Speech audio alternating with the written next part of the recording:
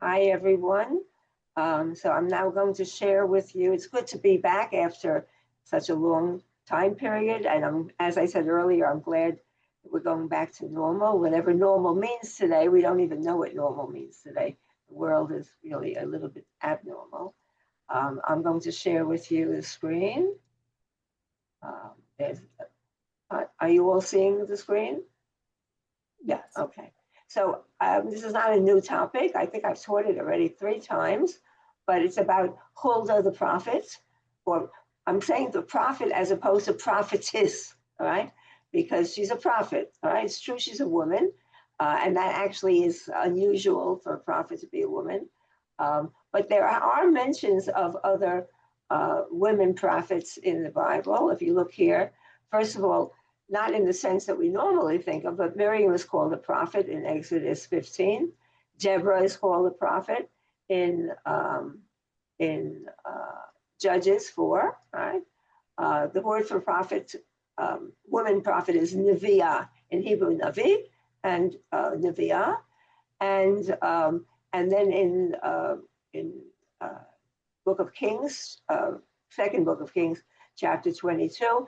They went to Huldah the prophet, and here it would seem that she's a full-fledged prophet. And then in Isaiah, you have here, Ekrav el hanaviyah, vatar vatele ben vayomer Adonai Eli, I guess it says, Krashimo Mehar or whatever. So, and I went to the prophetess, and then it's really weird, and she conceived and bore a son. There's no name. There's no name. But God told him to call his name Maher Shalal Hash Baz, which means like almost nothing. So it's been translated as hurry, right? Maher. Shalal, which is Shalal is spoil. Hash, not clear. And Baz. So they translate it as spoil speeds, is in a hurry. The prey hastens. That means absolutely nothing, but okay. And then in Nehemiah, there's really an unknown prophetess. Only the fact that her name is mentioned here, and Nehemiah refers to the prophets no Adiyah, and the rest of the prophets. What kind of a prophet she was, we don't know anything about her. So anyway, there are for a trivia question, you could always ask, who is the prophetess in the book of Nehemiah, Ezra and Nehemiah? Okay, so where is she mentioned here? And then just in general, if we think about prophets, when we think about who the prophets are, so there's a big description in the book of Deuteronomy about prophets in general. Right? You have the context here when you come into the nation, all right? And there is an attempt to distinguish between soothsayers and diviners. In other words, these might be false propheters. It's like going into a, what would be the equation here? A Ouija board, right? Going to a Ouija board, or going to some woman who has seances in her house. It was really the equivalent, right? He points out that, okay, we're not going to have a Moses anymore. There will be a Joshua. Moses might have been considered to be a prophet, right? But there will be in the future prophets, all right? And they will come from your midst. In other words, they will be, which is interesting because if you remember, there was also Balaam, who was a prophet, right? But he's not from our midst. And even, in the book of Numbers, all right? Okay, and then you should listen to, that prophet, all right?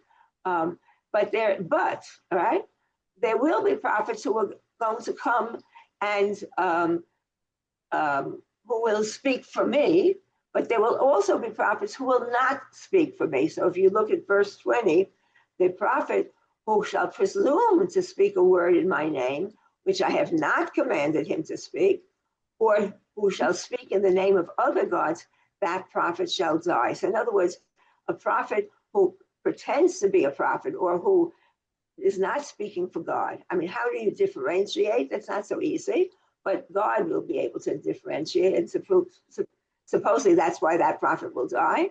How will you know, right? How will you know? And here's an interesting criteria, which is not necessarily so, right? When a prophet speaks in the name of the Lord, if the thing follows not, nor come to pass, that is the thing which the Lord has not spoken, and the prophet has spoken it presumptuously. You shall not be afraid of him. Now, to say that everything a prophet says is going to take place, well, we know that that's not always the case, right? On the other hand, this is what's said here, right? In other words, a prophet will be false if whatever he's saying doesn't come to place. Yeah. Stevie, you have a question? Well, it's a comment. So what kind of window do you give the prophet? I mean, okay. is it like, okay, I'm saying that this is gonna happen, but it's not gonna happen for a while, and a while is interpreted to be who knows when. So we can always do that, right? So in other words, this is very iffy here. That's good for pointing that out. It's a very general comment, and you don't know when it's going to take place. I think one could argue when it says here that prophets shall die. Oh, this is a photograph. It's not a. So I think you could say if a prophet will die, right, then that's a criteria that he's false. But I think also I was just thinking, we all read on Yom Kippur, we read Jonah, right? And Jonah, did not want to be a prophet. Why? Because he knew that God would save the people in the end, right? He didn't trust God. And he didn't want to, say, if you don't return to God, you'll all be destroyed. So he didn't want to say that because if he thought that God might save the city, it's interesting. If this is the criteria, right? Anyway, it's a good comment, and for whatever it's worth, this is prophets in general, right? But there will be prophets. Prophets are important. And when does prophecy seem to stop?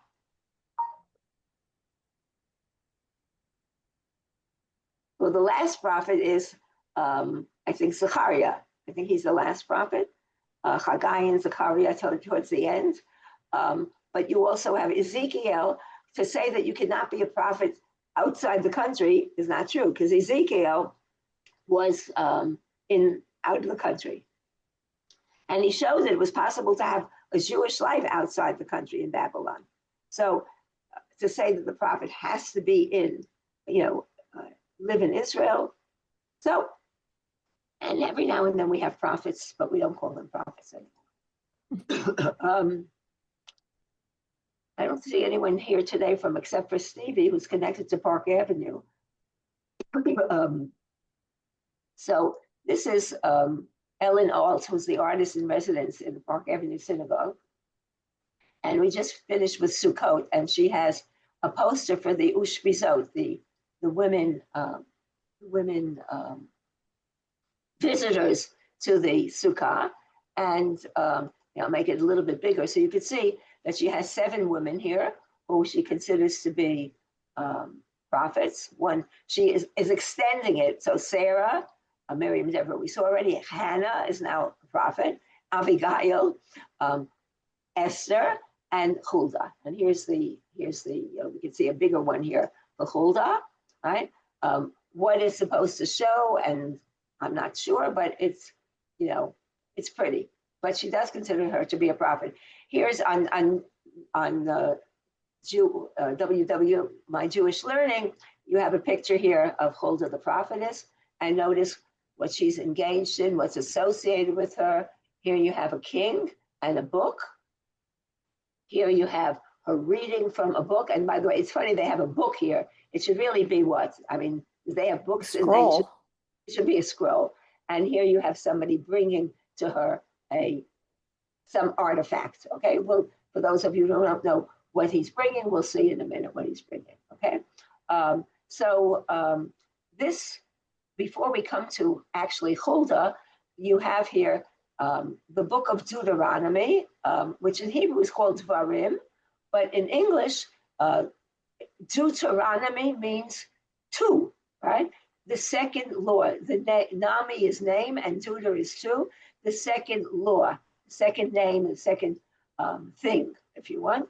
And so a lot of what was in Deuteronomy, we just finished the book on Simchat Torah.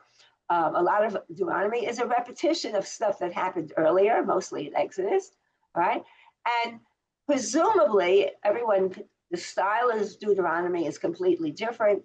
And of course, you have the major difference, which is, of course, what?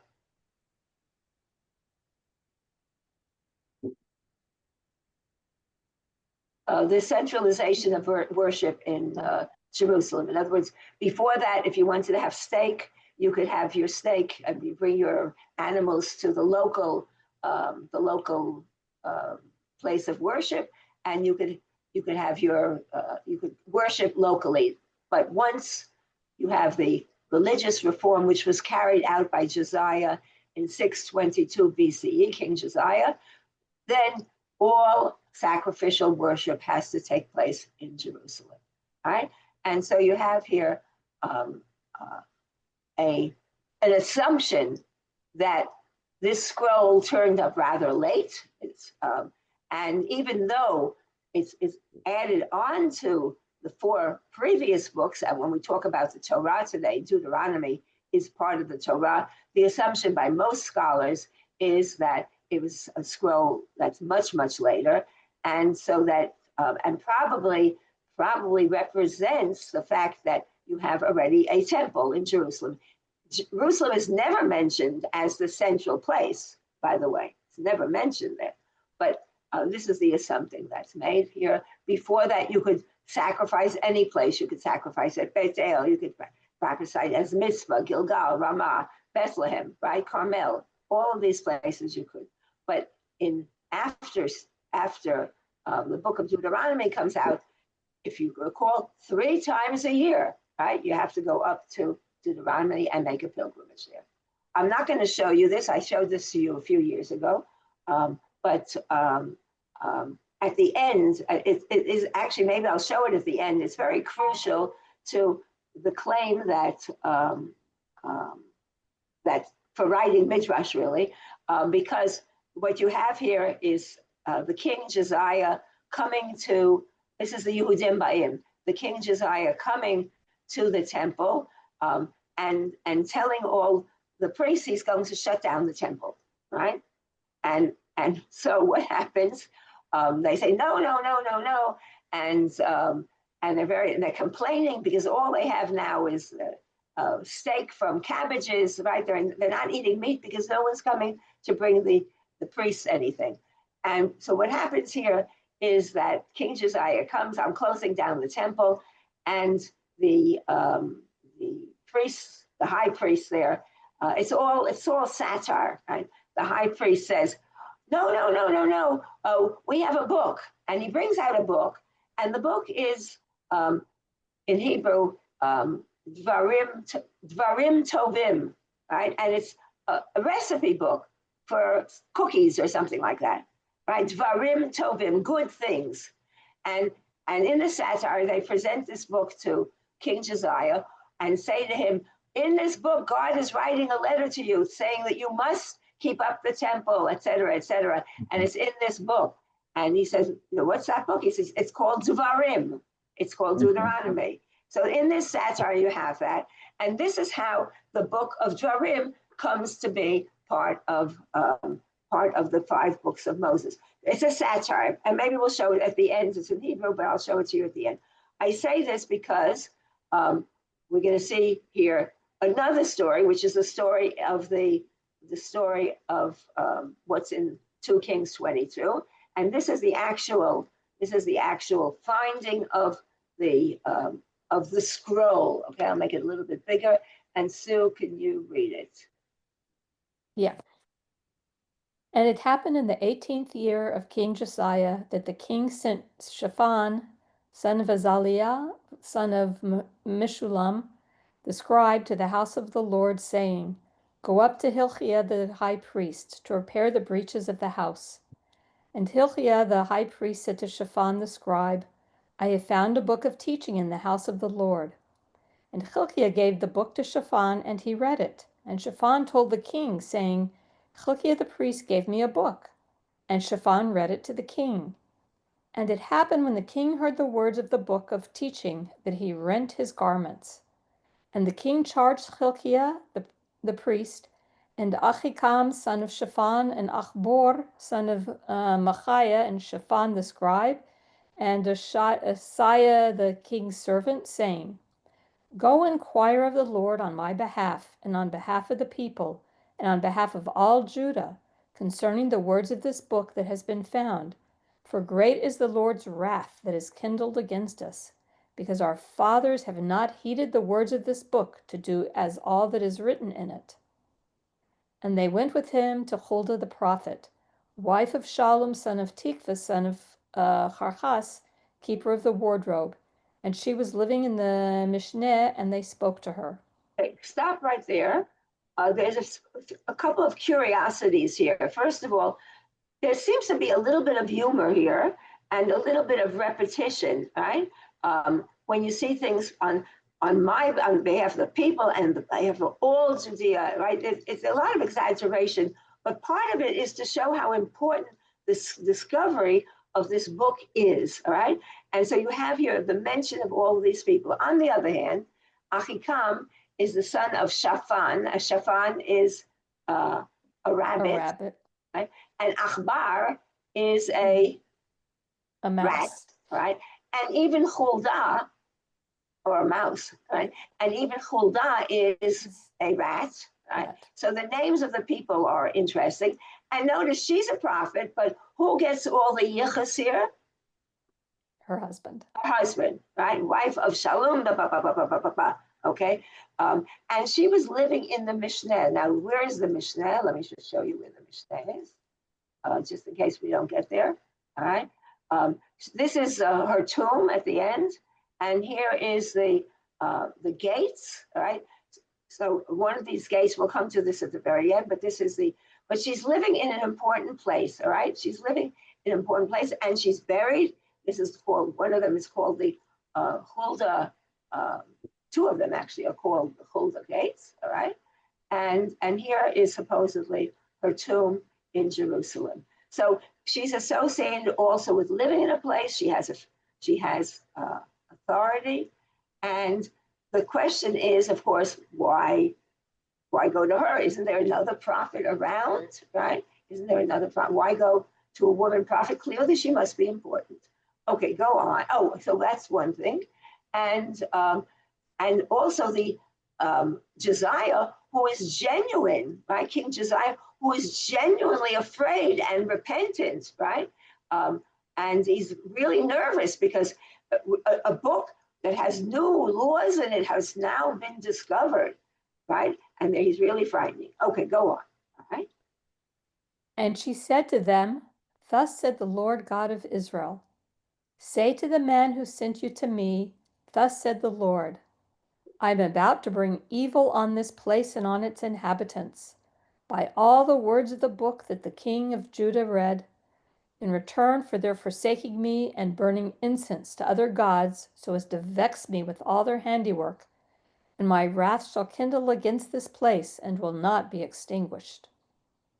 And to the king of Judah who sends you to inquire of the Lord, thus shall you say to him, Thus said the Lord God of Israel, the words that you heard, inasmuch as your heart quailed, and you humbled yourself before the Lord when you heard what I said about this place and about its inhabitants, that they will become a desolation and a curse, and you rent your garments and wept before me. I too have heard, said the Lord. Therefore I am about to gather you to your fathers, and you shall be gathered to your grave in peace, and your eyes shall not see all the evil that I am going to bring on this place. And they brought back word to the king. Okay, so we have quite a few interesting things here, right? We'll come back to say to the man, right? Because there's an interesting comment on this in the Midrash, say to the man. It's a little bit chutzpahdik say to the man who sent, right? Notice the prophecy of doom here, right? There's a prophecy of doom. Okay. And to the king of Judah, does this mean this is after the exile of Israel to the north? Is that probably, that's the time period, right? And if this is 622, when was the exile to the north?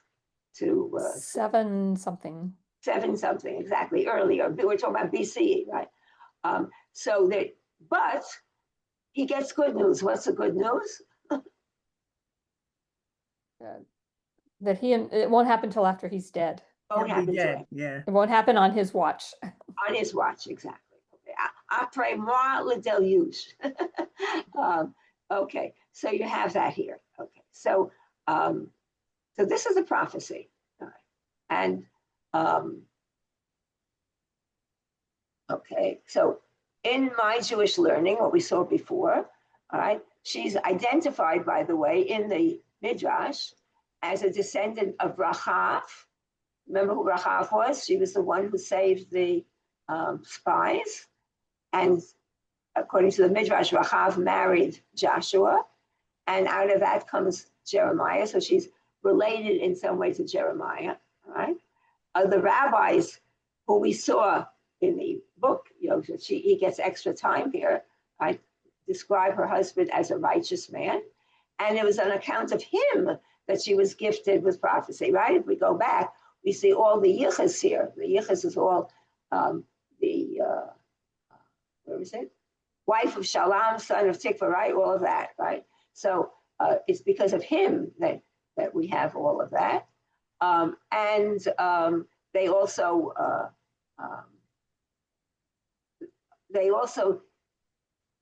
are, I like the idea that,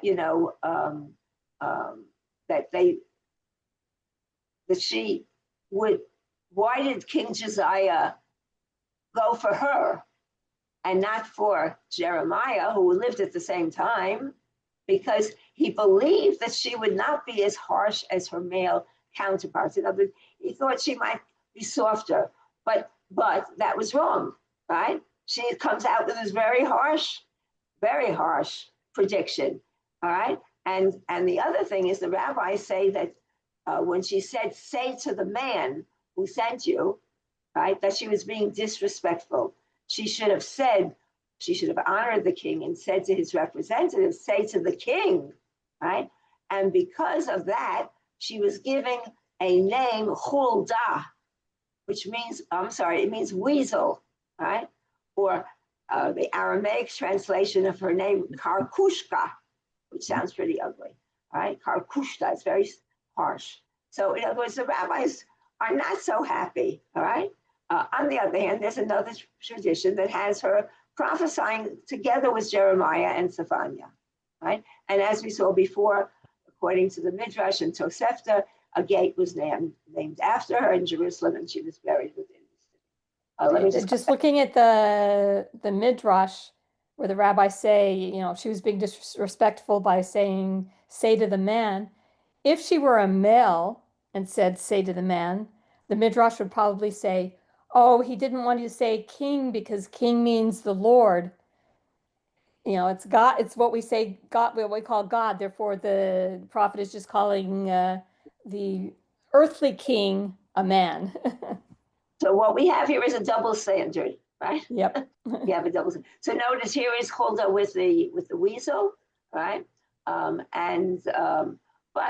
this artist, Eileen Wynn, letterer from Pittsburgh, she says that the name Huldah means weasel.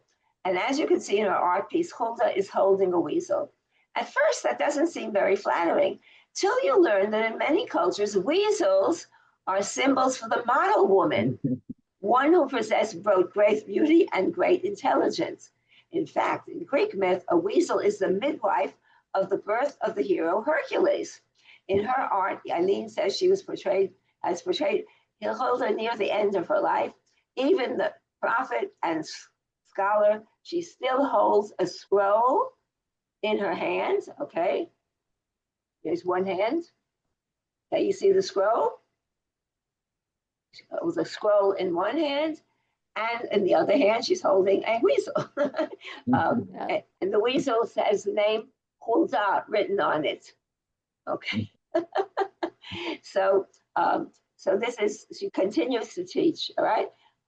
And by the way, in that Midrash, where it's written a few times, but one of them is there are two haughty women, and their names are hateful. One was called a hornet, and the other a weasel. Who was called a hornet? Devorah. Devorah, right? Okay. So, so here's another picture of. There's an article called Huldah. Have you heard of her? Lovely, isn't this lovely? Lovely picture. With the scroll, and she's reading the scroll. And by the way, the fact that a woman is, it's called treasure the word. The fact that women are literate is a big deal. I mean, in many countries they're not. And here is a drawing by W.A. Forster, 1897, of Huldah reading the scroll in front of the king.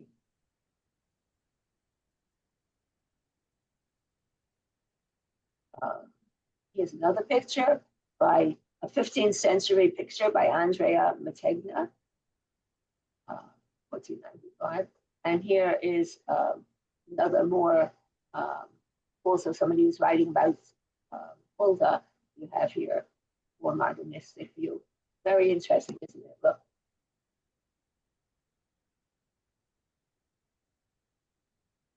And this was before AI, so.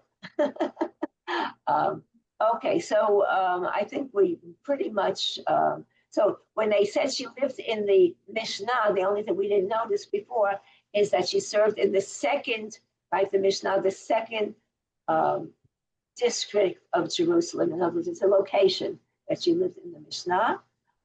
And so we saw that during the renovation, they discovered something.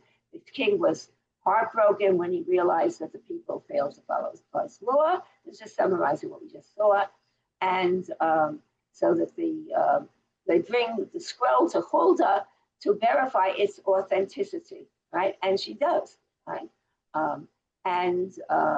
So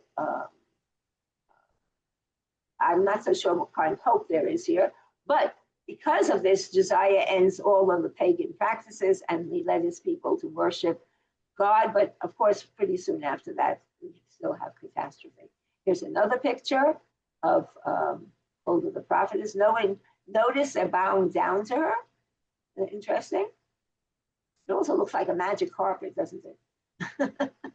Okay. So we have here another picture. If you remember, I've shown you so many times Nahum Halevi or Nathan Moskowitz, who's a physician, a neuroscientist. And he's written so many pictures, which I keep on showing to you on a regular basis. And here is his picture, his depiction of, right? And what he has here is the doomsday, right? On the one hand, you have the repentant king here. You have Huldah in the middle with the scroll. And what you have here is the Egyptian who will be invading and who will be threatening Israel and about to penetrate the Torah. Okay, so while she's speaking these words in the background or the foreground, if you want, he says here the arrow is about to penetrate and defile the Torah scroll before traversing its parchment and killing the king. And after his death, Judah does become a vassal of Egypt. Okay, so this is really very, very interesting. Very interesting. Okay. In an article by Karen Achtelstetter, which was called Huldah at the Table, Reflections on Leadership and the Leadership of Women, she writes, right, almost a little mini midrash. Susan Ferris, would you like to read this? I'll make it a little bit bigger. Sure. Somehow I see truth in all three hypotheses.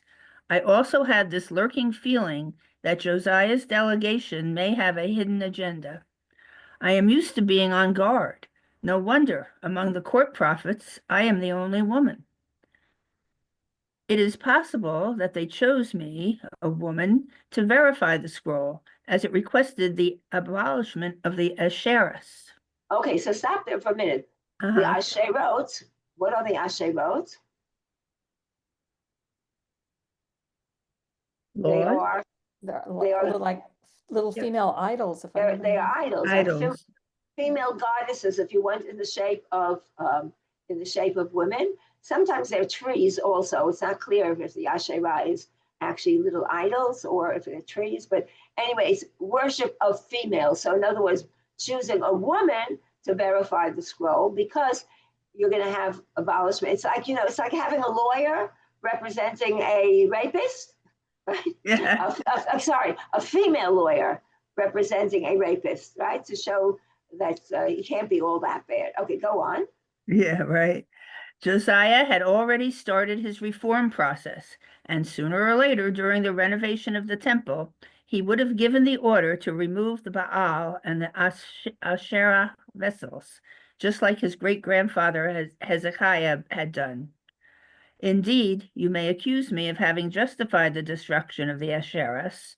However, has the Asherah cult ever helped women to reach a higher status or social justice during the times of monarchy? I dare to say no. So they may have chosen me to justify their future actions with regard to the holy places and the worship life. But when I saw the book of the law, I realized its potential for addressing issues with regard to the marginalized in our society, the widows, the orphans, and the foreigners. Okay, stop there for 1 second. Remember, this is Midrash, right? This is her Midrash, so to speak. So in other words, there's two possibilities. One is, use me, right? Use me to attack the Asherot. But she, the woman, is taking into account that this is a chance for me to have my social service agenda take place, right? Okay, go on. Josiah was mainly focusing on restoring the purity of the cult. My concern was how his religious reform could also have a positive impact on our society and our social system. I am glad that this scroll was found and that I, with the help of God, could recognize its true value. It laid the basis for a much more detailed text of the law, with significant changes in both belief and worship, as well as in social and moral values. So this is like a little mini midrash, but it also explains, why they're coming to a woman from her perspective. Okay, here's another picture. All right, 1800s, German artist. All right, here. Notice she's sitting and they come to her. Right, this is very typical that with depictions of prophetess. And now we come to a midrash by Jill Hammer. All right, we've seen Jill Hammer many times. She's asking a question, right? Everyone wants to know if I wrote it, right? And there's people who are saying maybe Huldah wrote it, right? Maybe, how did it come there, right? Let's see, how many pages is it? We have two midrashim today. 1, 2, 3, 4, 5, 6, 7, 8, 9, 10, 11, 12, 13, 14. Okay, we don't have 14 people here today, but let's start. So Stephen, you'll be the first reader, Joyce, the second reader, Louise, the third reader, Jill, the fourth reader, Margie, the fifth reader, Elizabeth, I don't know if you're there or not, the sixth reader. You there? Okay. And then we, Sue, what number was I up to? I'll be 7. Seventh reader, Susan, 8th reader, Stevie again, 9th reader, Joyce, 10th reader, and Louise, 11th. How many did I say? That was 11. I don't know. There are 14 pages. Yeah. 14, okay. Margie, 12. Jill, 14, and Elizabeth, wait, after 12 comes 13. Still 13. Right, that's 13, and Elizabeth 14, okay? So let's go. All right. After Who's the first reader? Sorry, Phoebe, I sorry, think. sorry. Can you make it a little bigger, please? Okay. Yeah. Thank you. Everyone wants to know if I wrote it. You want to know too. Did Huldah write the book of Deuteronomy, that inspiring bullying track? Did she write it into the temple? Did she sneak it into the temple while the priests' watches were changing? Well, what do you think? Do you suppose I tell everyone everything the first time she asks? I might have slammed the door in their faces, you know. That would have changed history. How would you feel if you saw a gaggle of silk-robed administrators at your door? Administrators are boring people. They have so much ink in their ears that they cannot report what they are told in an accurate fashion. And their fashion itself is barbaric. My eyes are old. How much scarlet can they take? And they all have gray beards like the bird's nests in my chimney. Yes, bird's nests over my cooking fires because I don't cook. I am far too busy with the needs of the common folk, that is. They need to be talked out of their foolishness. Not an easy job, no, particularly with such bad reporting. Yet there they were, the nervous mouse-faced creatures, with their half-nibbled scroll. No doubt one of them had been snacking on it. Akbar Shafan.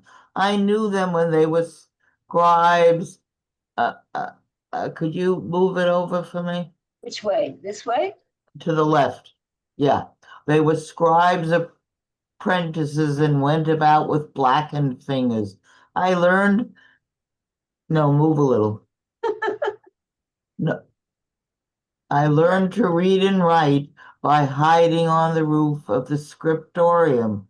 I peered through the skylight at their cramped scribblings on potsherds. Hilkiah, the high priest, I knew also, the oily autocrat. Maybe he wrote the scroll. He lifted it eagerly enough with his proud white hand until the hem of my old gray robe brushed against his fingernails. He nearly jumped backward. Some people think only clean laundry is relevant, not prophecy. I debated whether to get my broom and sweep the lot of them into the street. Hilkiah, my old rival, looked down at me from his considerable height, jingled his priestly bells, and made his announcement. He and his party, at the king's suggestion, had come to inquire whether the revered prophetess was this ancient scroll which claimed to be Moses' farewell address genuine.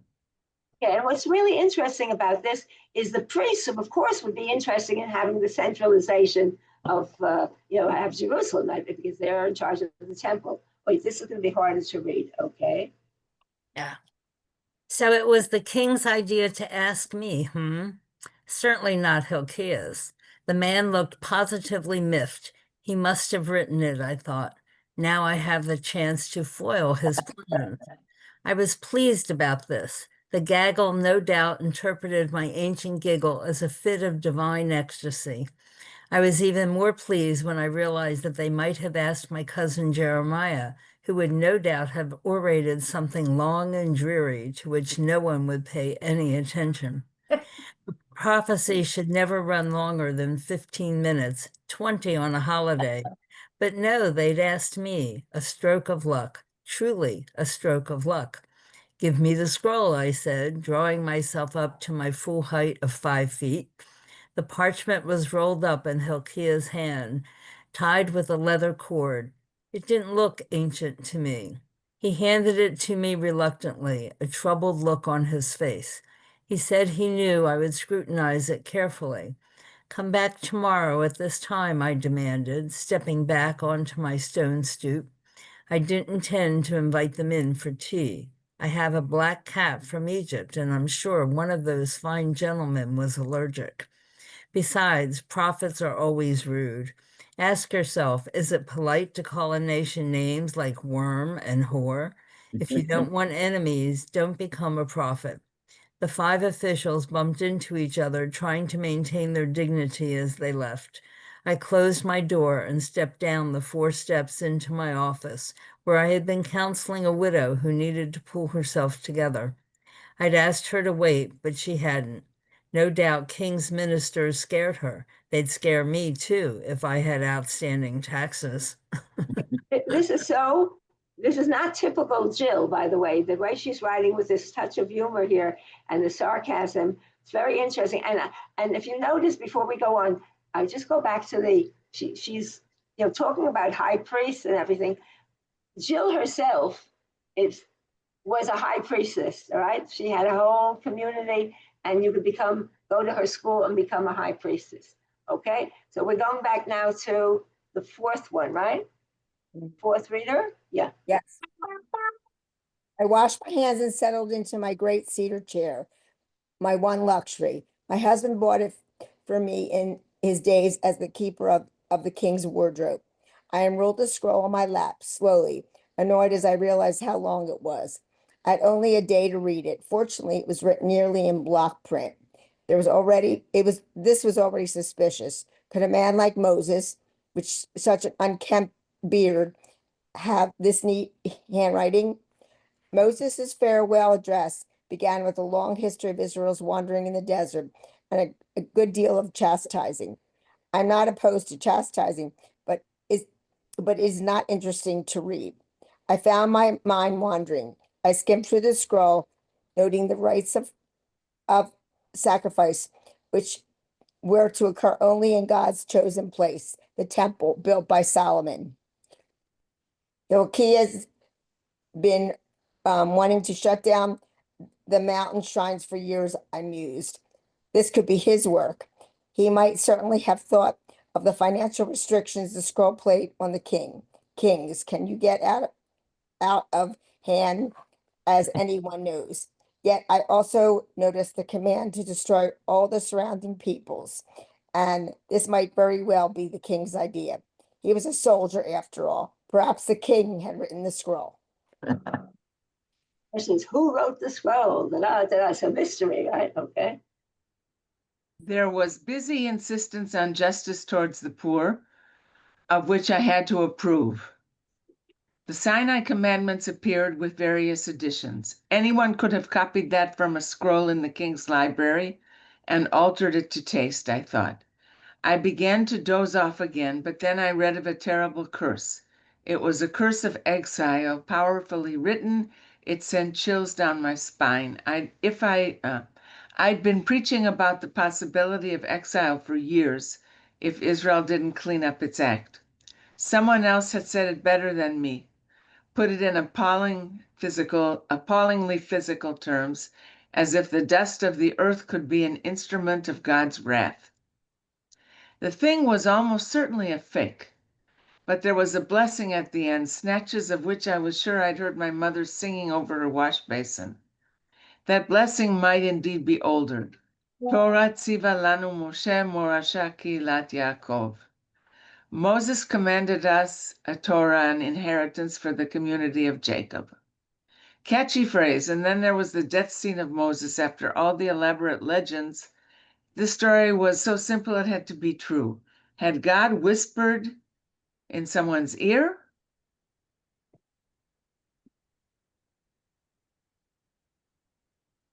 I often question myself. A prophet has to question everything. I laid down the scroll, closed my eyes, and considered whether I, in fact, had any idea of how to tell whether this was a true work of prophecy. Excuse me. My conclusion was that I did not. I might be able to tell whether Moses had written it, but that was not at all the same matter. It could be that he had not written it at all, but that it was still a prophecy. Even true prophets plagiarize. It was one of those techniques of our trade. I know what you're thinking. Why doesn't she just ask God to tell her if she's a prophet? Is the little old woman scared of the big voice, or is she deaf to God and the milkman alike? But prophecy isn't like that. Prophecy is the gift of seeing where things have gone wrong and having the courage to put them right. Talking to God, well, sometimes you sit in the sun in the afternoon and doze, and a thought comes to you that starts you upright again. Is that God? I often thought it was. A prophet has to be willing to believe what she sees is what God does. This is, of course, very profound, and maybe that's the whole point of the whole story, but we won't dwell on that right now, maybe later. Okay. My cat Hagar climbed into my lap and settled there purring. After a while, I opened my eyes and saw the sun had set. It was time for dinner, but I wasn't hungry.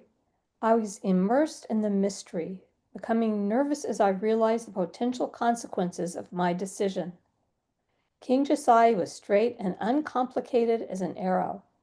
If I said the scroll was the genuine article, he would enact all the laws in it. No more hilltop shrines, no more ritual prostitutes, no more weavings for Asherah, no more marrying foreigners. Certainly no more foreign gods. A pure but rather harsh existence, like hard oak furniture. Maybe some people would die of that hardness. But if I claimed the scroll was not real, the Israelites might go on joining with the nearby nations until they were indistinguishable from their neighbors. Or we might be attacked by the Assyrians, who are known to send all their conquered peoples into exile. Exile would finish us entirely unless... I got up stiffly, lit an oil lamp, and went back to reading. Hagar perched on the carved arm of my chair and watched me, jealous of the parchment's weight on my lap. Interesting that she named her cat Hagar. Okay. It was on the second read that I saw it, buried in the theological exhortation near the beginning. Hear, O Israel, the Lord our God, the Lord is one. Famous now, but at that time no one had ever seen it except me, and I'd seen it the week before. Prophets are poets, of course. We write down our turns of phrase in the hope that we will convince someone to stick his hand in his pocket and pull out a coin or an onion for a beggar on a cold, rainy day. You'd be surprised how hard that is to do. In any case, that Friday, I'd stopped my trek through the marketplace in search of good bread and sat down on an upended cobblestone with a scrap of leather to write down what I'd thought up. I was between a potter's stall and a weaver's wagon. I remember it clearly. I'd been thinking about an argument I had with a priestess of Asherah about the nature of the Israelite God. God has no partner, I tried to explain, but I didn't have the right words. I'd left her house angry with my tongue for not working properly. It was on that dusty pavement that it came to me. The Lord our God, the Lord is one. God is alone, and maybe even lonely. Maybe that is why our God seems to be so close to people, so obsessed with covenant. There are no other gods with whom to converse. That's an interesting observation. Okay. Is it my turn? 9. Okay. There it was, the same words. I checked the scrap of leather to be sure. It was still in my pocket. Could it be a coincidence? What fool believes in coincidences? I suddenly started to laugh. Right then the answer seemed obvious. I'd written this scroll in my sleep. No doubt I'd planted it in the temple treasury while wearing my nightgown. Not possible, you say. I didn't think so either. If I were to say truthfully, which naturally I would not, I would tell you that I was more frightened that night than I had ever been before or since. To make matters worse, my lamp smoked and went out a few minutes later. It was as black as pitch in my house. Hagar yowled. I lit my lamp again from the coals, my back aching as I bent low.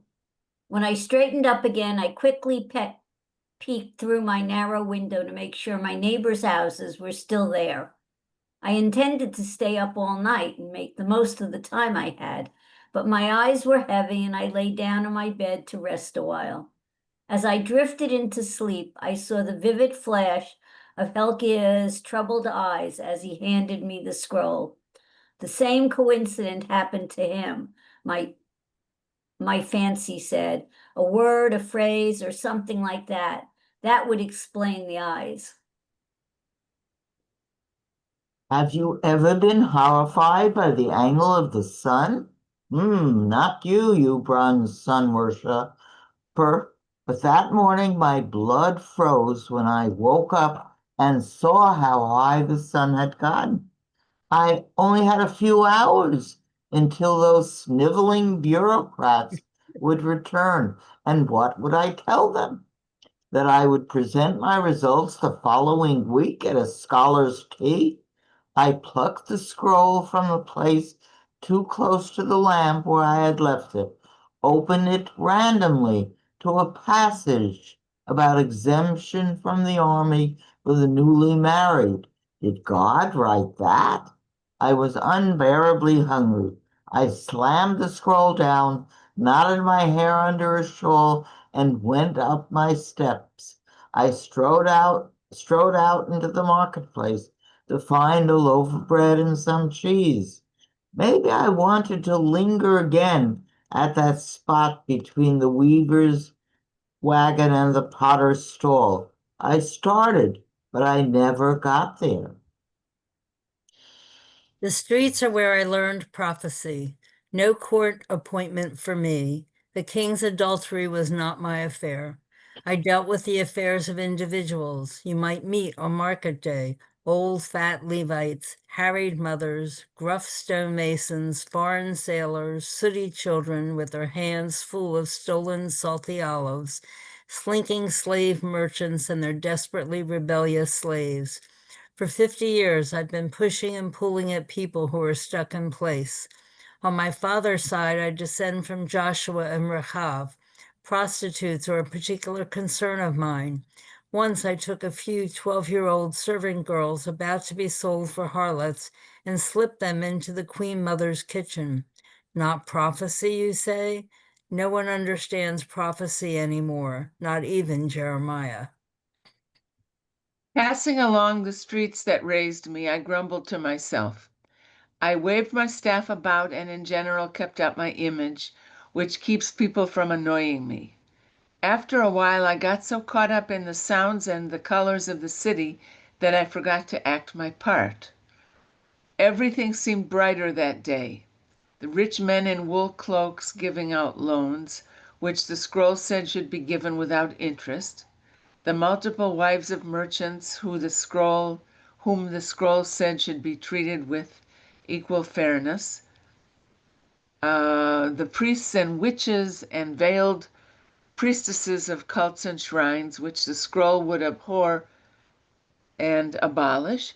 The babies whom the scroll threatened with disease and destruction if God's will were not obeyed. The sky above Jerusalem had indescribable clouds that day, full, luminous, and layered around the horizon like towers around a city wall.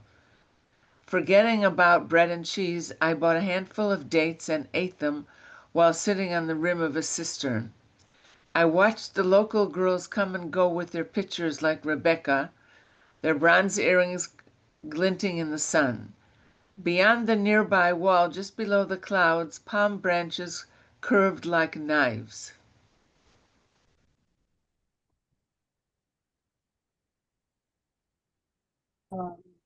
I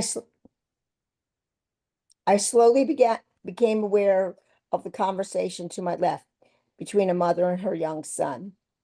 The mother was standing at an open-air scribe stall near the well, waiting for the scribe to draw up a contract. I knew her name. She was Nehushta, daughter of Elnathan of Jerusalem. She was a young, wealthy, and hardworking daughter of landowners who gave charity here and there around the city. No doubt she was buying a new field. As she waited, sweating beneath her red linen veil, she spoke to the young boy at her side, maybe her brother, not her son, who was chattering to her about a bird's nest he had found full of eggs in the old olive tree that stood near a well-traveled road not far from the family home. This is the essence of what she said. If along the road you chance upon a bird's nest, in any tree or on the ground with fledglings or eggs, and the mother sitting over the fledglings or on the eggs, do not take the mother together with the young. Let the mother go and take only the young, in order that you may fare well and have a long life. It is wise. It was wise. It was just. It was moving, and of course, it was from the scroll. Elizabeth, I think you're the reader now. I had sat an hour by the cistern and it was time for me to get back to my house. I would rather shimmy up a palm naked than have royal what's that word? Courtiers. Thank you. Come calling while I was sweating and puffing. As I walked home, I passed a trio of soldiers heading towards the Lebanon forest house. I paused to look after them. What was their verse? Remember what Amalek did to you on your journey after you left Egypt? Be strong and of good courage if you see among the captives a beautiful woman. Or cursed be he who strikes down his fellow countrymen in secret. I told you earlier, I cannot say that word, guys. What is it? What is it again? Courtiers. Courtiers. Make terrible Courtiers. reporters. They did not tell the king exactly what I said about the scroll, but one thing they did get right. As the high priest Hilkiah was leaving for his audience with King Josiah, I told him to take the last letters of the first and last words of that sacred phrase, "Hear, O Israel," and enlarge them in every scroll he copied from the original. Aid, that spells witness. That is what I am, a witness to God's word. I am an old woman with a demanding job. I have a right to some small pride in my work. And what is your verse? Okay, so this is really, it's amazing. I mean, it's really amazing if you think about it, right? It's I mean, on the one hand, we're left not knowing, did she or did she not write it, but it's just brilliant. I mean, taking it from things that have been said and she leaves it open. And then in the middle, you have the essence of what prophecy really is.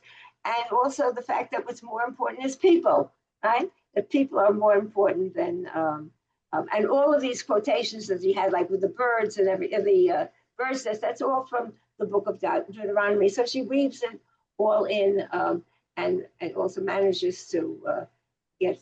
Now the next, we're at 7 o'clock. Let me just tell you what we're not going to do.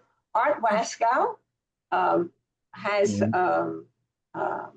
or actually those of you who need to leave, you could leave and I could just finish here. So at Waskow, Arthur Waskow, I knew him personally, and when I called him Art, he would get very upset. So I have to say Arthur, even though everyone did refer to him in the olden days as Art.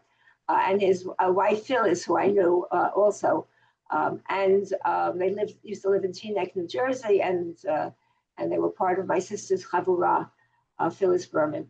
Anyway, they created a whole renewal movement, and they're part of that very well-known movement. And anyway, he wrote some very important books, of which, to me, the most important one was the one that I read in the 80s, which is called God Wrestling.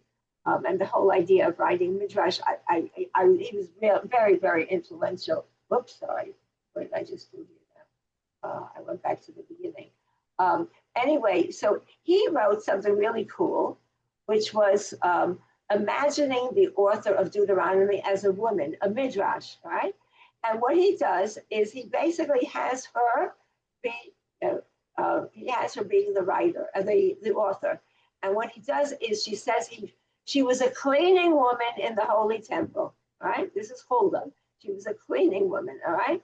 And she got to see all of them, right? All of them in their worst and whatever, circumstances. And she seemed to be literate. And she also saw that they ignored the people, and she saw the corruption, right? The same idea sort of as Jill had there. And she says, if it were up to me, I'd bring them a whole new Torah, and I would tell them that, what God commands, okay? Now, if it were up to me, I would tell them all off. And so And then she says, wait a minute, if it were up to me, maybe it is up to me, right? If Amos, the prophet who barely made a living by trimming the sycamore trees, could speak out and the people listen, why not me? All right, so in other words, she says, okay, I can do it too, all right? Anyways, and that's exactly what she did. So she steals some parchment, right? And she wrote about what Shabbat is about, freeing the slaves, all right? And all sorts of things. And she could go further, how kings should behave. They shouldn't take our money in taxes, right? And she basically shows herself, you know, and then she says, and once I've gotten the scroll written, I could hide it in maybe an old chest of cedar wood stashed away in a woman's bathroom that none of the Levite men have never visited. And then I could pretend to discover it. Maybe my cousin Jeremiah would be willing to proclaim it. All the teachings would be in the name of Moses. Then maybe the people and even the king might have to pay attention. Once I'm famous, having revealed the scroll by Moses, maybe I'll be able to teach it on my own. If I live long enough, maybe they'll even begin to call me a prophet. All right, Huldah, this wild fantasy is going too far. But the scroll of Moses, that I can really do. Right? It's a charming, charming story written by a man. So I think that's really cool. So, and then there's a little bit more here. And as I pointed out to you before, there's a tradition that her tomb is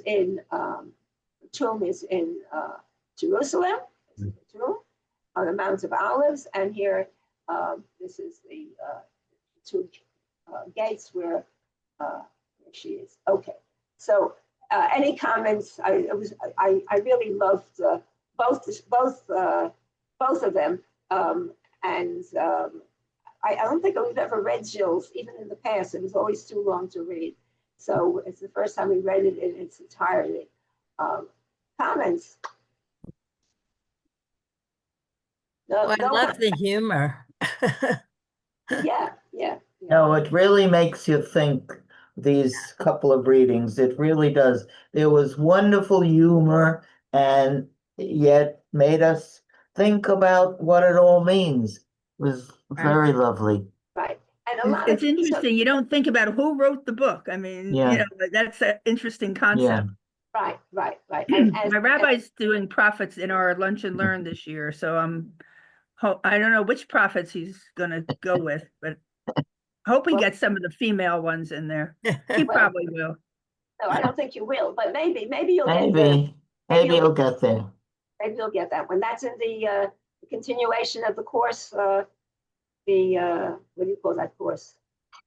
No, there was a continuation of the leaders course, isn't there? That's what it's called. Anyway, that I taught it a few years ago. Okay. So, Matilda's, Matilda's master class? Masterclass. Yeah, you taught it. Yeah, I'm in that too. I'm in that too. It's the third year starting next week. Yeah. Right. It starts next week, and then I have a meeting in the middle of it, but at least I'll get to the first half. Well, I'm glad I'm not teaching it because when I taught it, it was 2:00 at night for me. So you're not teaching this round. Thank you for doing it, though. Thank you, though, Naomi. You were great. I am going to be teaching something about mitzvah class in April. The bar mitzvah class is also. It's going to be 2:00 in the morning, isn't it? I know. Yeah. Okay. Anyway, so I'll see you next week. I'm going to be going. Oh wait, let me turn this off. It's next week, but I'm not going to be able to go to that one. But I have 2 classes next week. I just. Yes.